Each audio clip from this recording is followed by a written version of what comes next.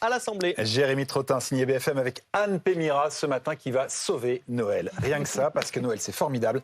Mais il y a un paramètre quand même, c'est l'agitation parfois. Bon, l'agitation souvent des enfants qui sont difficiles à gérer pendant les fêtes. Pourquoi ? Oui, les enfants sont ingérables souvent parce que tous les ingrédients sont réunis en fait pour arriver à ce résultat-là. Déjà, ça fait depuis le mois d'octobre qu'ils découpent le catalogue de jouets, qu'ils préparent leur liste de Noël, donc ils sont vraiment impatients d'avoir leurs cadeaux. Ils trépignent. Trépigne d'impatience. Ensuite, ils ont effectivement aussi Noël, les repas, les sucreries. Donc finalement, ils vont manger du chocolat, des gâteaux. Et ils ont un niveau d'énergie très élevé, mais en général, on ne les sort pas parce que la météo, justement, ne le permet pas. Et puis, dernière chose, les enfants sont vraiment le cœur de l'attention de toute la famille. On a les parents, les grands-parents. Et donc tout ça, ça fait monter la tension. Les enfants sont comme de petites cocottes minutes prêtes à exploser à la moindre contrariété. Il y a de l'excitation, mais il y a aussi de la déception. Il faut aussi le dire, c'est-à-dire que parfois quand on ouvre les cadeaux, on est un peu déçu. Alors comment on une fait écharpe. Oui, quand on demande, souvent les enfants en plus demandent des cadeaux, souvent un peu utopiques. Le Père Noël ne peut pas tous les apporter. C'est quoi vos conseils justement pour éviter ça ? Mais c'est de gérer les attentes des enfants, parce qu'effectivement, ils ont des attentes assez élevées, puis on y contribue un peu aussi. Et donc, déjà, première chose, parlez-leur du programme de Noël. Les cadeaux, c'est le 25, pas le 24. Le film de Noël, c'est pas la peine d'attendre le dernier moment pour faire le choix, qu'il y ait des négociations entre les enfants. Vous le donnez d'avance, que ce soit la Reine des Neiges, The Grinch ou autre chose, vous l'annoncez d'abord. Et puis, effectivement, il y a cette question des cadeaux et des attentes qu'ils ont par rapport à ça.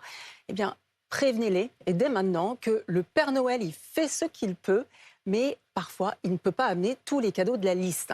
Et puis, autre chose aussi, c'est qu'après le jour J, là, on était dans l'anticipation, vous pouvez commencer dès maintenant, mais pour le jour J, pensez donc à ces petites cocottes minutes, elles ont besoin un peu de soupape pour faire retomber la pression. Pour ça, sortez-les ou demandez à un grand cousin de les amener dehors, quitte à ce qu'ils reviennent avec les chaussures pleines de boue, ça leur fera du bien. Gardez aussi des temps calmes avec eux, même si c'est juste 15 minutes, un petit jeu tranquille. Ça aidera aussi votre enfant à se calmer.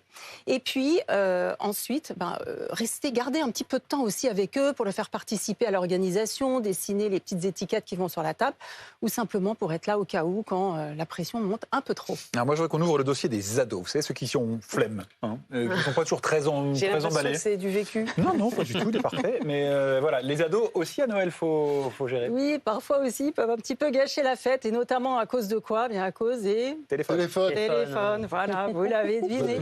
Et donc, si vous voulez éviter que, effectivement, votre ado passe son repas de Noël sur son téléphone, dès maintenant, briefez-le, dites-lui, écoute, le repas de Noël, c'est sans téléphone. Et pour être sûr qu'il ait le temps de bien intégrer l'information et qu'il s'y prépare, qu'il puisse se projeter, posez-lui les questions d'ici Noël en disant « Qu'est-ce qu'on attend de toi pendant le repas de Noël ?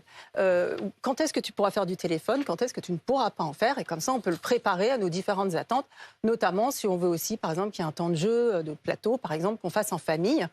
Prévenez-le d'avance, ça aide.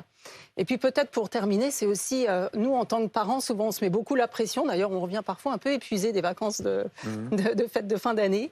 Et aussi peut-être pas chercher la perfection, mais se dire que finalement, le meilleur des cadeaux, c'est des bons moments tranquilles en famille. Voilà, bonne fête de Noël et de fin d'année à tous.